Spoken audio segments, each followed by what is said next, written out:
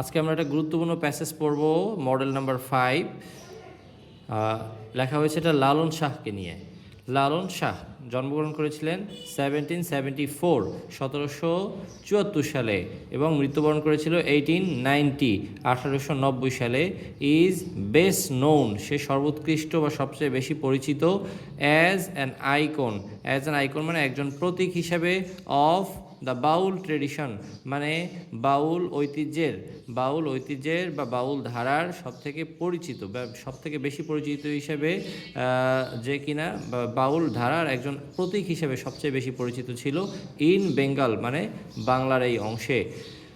যদিও হি was also a philosopher, সে ছিল একজন দার্শনিক। থিঙ্কার মানে একজন চিন্তাবিদ।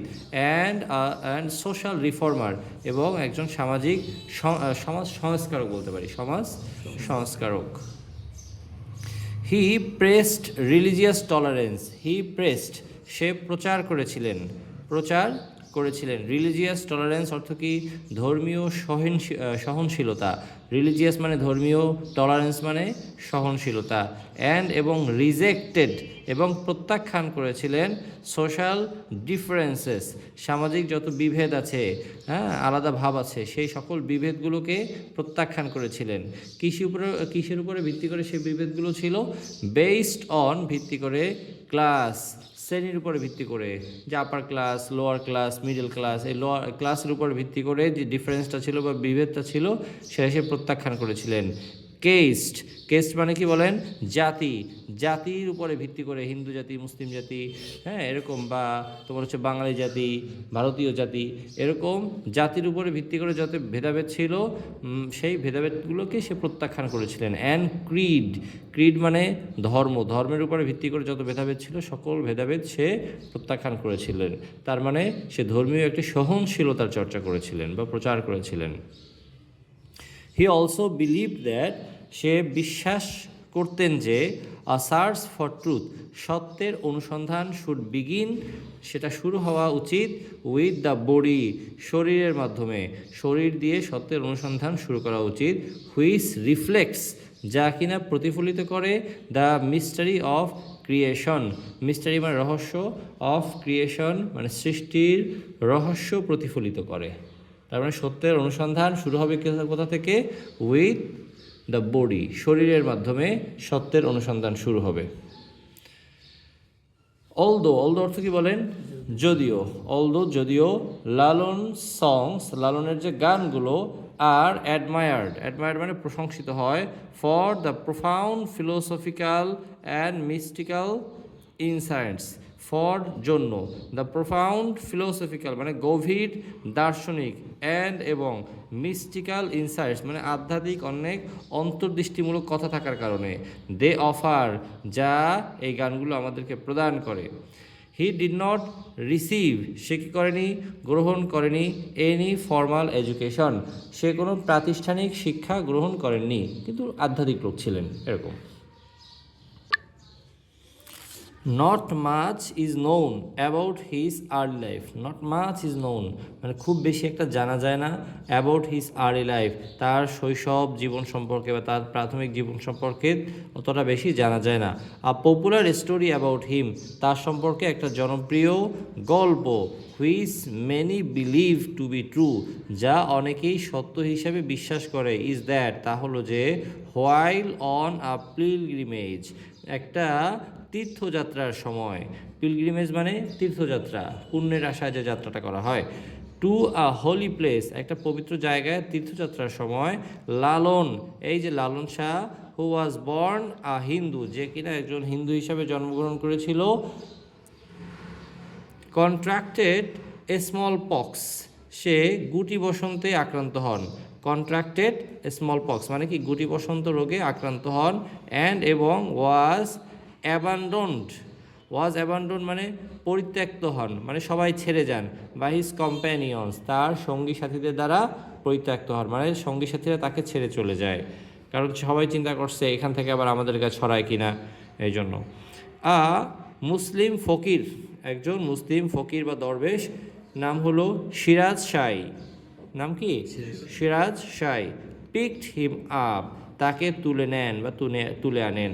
অ্যান্ড টুক হিম, তাকে নিয়ে যান, টু হিজ ওন হাউস, নিজের বাড়িতে নিয়ে যান। হোয়ার, যেখানে, হি নার্সড হিম, যেখানে সে তাকে সেবা শুশ্রূষা করেন, চিকিৎসা দেন। ব্যাক টু হেলথ, এবং সেবা শুশ্রূষা করে তাকে আবার পুনরায় সে আগের মতো সুস্বাস্থ্য ফিরিয়ে আনেন। হোয়েন, যখন, লালন রিটার্ন হোম, মানে সেবা শুশ্রূষা করে যখন তাকে সুস্থ করা হলো, এরপরে যখন সে বাড়িতে ফিরলেন, his family refuse to take him, তার পরিবার তাকে গ্রহণ করতে অস্বীকৃতি জানালেন। কারণটা কি? কারণ হি হ্যাড লিভড, সে থেকেছিলেন বা বাস করেছিলেন, ইন আ মুসলিম হাউসহোল্ড, যা একটা মুসলিম পরিবারে সে অনেক দিন থেকেছিলেন, বিধায় হিন্দু পরিবার তাকে গ্রহণ করেননি। সো সুতরাং লালন রিটার্ন টু সিরাজ শাহ, এরপর আবার লালন ফিরে গেল কার কাছে? এই যে সিরাজ শাহ দরবেশ, তার কাছে ফিরে গেল। And took up a life of devotion, সে একটা জীবন গ্রহণ করলো। কিসের জীবন? সেটা হলো একটা ভক্তিমূলক, একটা ভক্তির জীবন গ্রহণ করলো। ডিভোশন মানে ভক্তি, শ্রদ্ধা। অ্যান্ড অ্যাসেটিসিজম, এবং সন্ন্যাসী জীবন যাপন শুরু করলেন। আন্ডার হিজ গাইডেন্স, এই সিরাজ শাহের তত্ত্বাবধায়নে, বুঝতে পারছি, তার অধীনে। After the death of Siraj Shahinji, এই শাহিনজি এর মানে সিরাজ শাহী, তাকে শাহিনজি বলতো। After the death of Shahinji, এই শাহিজির মৃত্যুর পরে, Lalon set up an akhara, সে একটা আশ্রম তৈরি করলেন। অর মনার্কি, মনার্কি মানেও কি?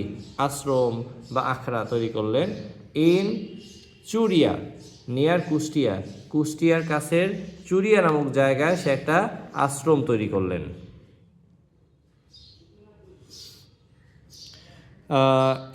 ইট সুন অ্যাট্রাক্টেড, শীঘ্রই এটা আকৃষ্ট করলো, অ্যাডমায়ারার্স মানে ভক্তদেরকে আকৃষ্ট করলো, অ্যান্ড মিস্টিক্স, এবং আধ্যাত্মিক যে সাধক যারা আছে তাদেরকে আকৃষ্ট করলো। ইন সার্চ অফ সলভেশন, কিসের জন্য? ইন সার্চ অফ মানে অনুসন্ধানে, খোঁজে, সলভেশন মুক্তির সন্ধানে যারা থাকে তাদেরকে আকৃষ্ট করলো। হু, যারা কিনা বিকেম ইনিশিয়েটেড ইনটু বাউল অ্যাসেটিসিজম, তারা বিকেম হলো ইনিশিয়েটেড মানে দীক্ষিত হলো, ইনটু বাউল অ্যাসেটিসিজম, এই বাউল সন্ন্যাস ধর্মে তারা দীক্ষিত হলো, মানে এই সন্ন্যাস ধর্মটা তারা গ্রহণ করলো। অ্যান্ড, এবং বিকেম হলো হিজ ডিসিপলস, এবং তারা সবাই তার শিষ্য হলো, বুঝতে পারছি? ডিসিপলস মানে শিষ্য। অ্যাজ লালন বিগ্যান রাইটিং, যেহেতু লালন লেখা শুরু করলো, অ্যান্ড কম্পোজিং সংস, এবং গান লেখা শুরু করলো।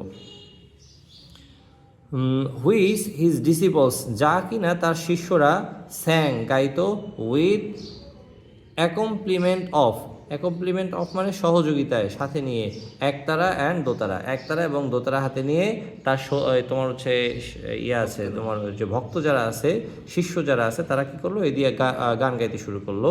হিজ ফেইম, তার এই যে খ্যাতি, ফেইম মানে কি? খ্যাতি বলে না, নেইম অ্যান্ড ফেইম, নাম এবং সুখ্যাতি। স্প্রেড, ছড়িয়ে পড়লো, টু ফার অ্যাওয়ে প্লেসেস, দূরবর্তী জায়গাগুলোতে তার সুখ্যাতি ছড়িয়ে পড়লো। রবীন্দ্রনাথ ঠাকুর, এখানে ইংলিশ ট্যাগোর বলা হয়, রবীন্দ্রনাথ ট্যাগোর অ্যান্ড কাজী নজরুল ইসলাম, রবীন্দ্রনাথ ঠাকুর এবং কাজী নজরুল ইসলাম ওয়ার ছিলেন, এবং দোজ তাদের মধ্যে অন্যতম, হু অ্যাডমায়ার্ড হিম, যারা কিনা এই বাউলকে কি করেছিল? প্রশংসা করেছিল।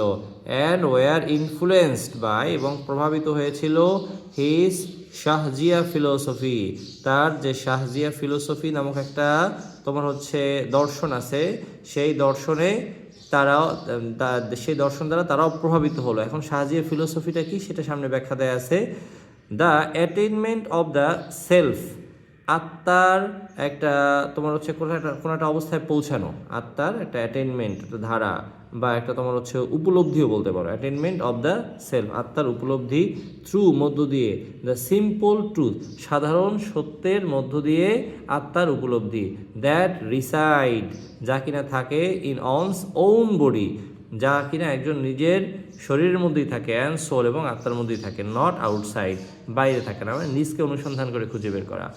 হুইচ যা কিনা ক্যান বি রিস্ট যা কিনা পৌঁছানো যেতে পারে থ্রু মধ্য দিয়ে সাধনা অর মেডিটেশন, মেডিটেশন মানে সাধনা, ধ্যান সাধনার মধ্য দিয়ে সেই শরীরের মাধ্যমে মনের মাধ্যমে সে আত্মার ওই অবস্থায় বা সাধারণ সত্যের মাধ্যমে একটা আত্মার উপলব্ধির একটা অবস্থায় পৌঁছে যাওয়া, সেটাকে কি বলা হয়? শাহজিয়া ফিলোসফি।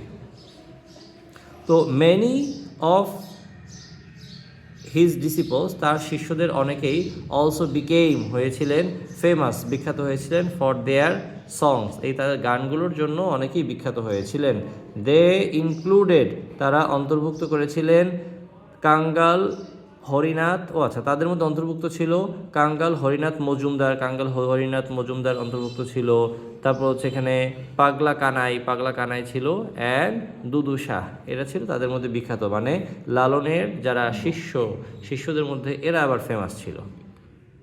বুঝতে পারছি? এখন প্রত্যেকটা প্রশ্ন ধরে আগে প্রশ্ন পড়বেন, প্রশ্নের উত্তরগুলো পড়বেন, প্রশ্নের উত্তর পড়ার পরে আবার প্যাসেজ পড়বেন যে কোন কোন লাইন থেকে প্রশ্নটা নেওয়া হইলো, কীভাবে উত্তরটা গুছানো হইলো।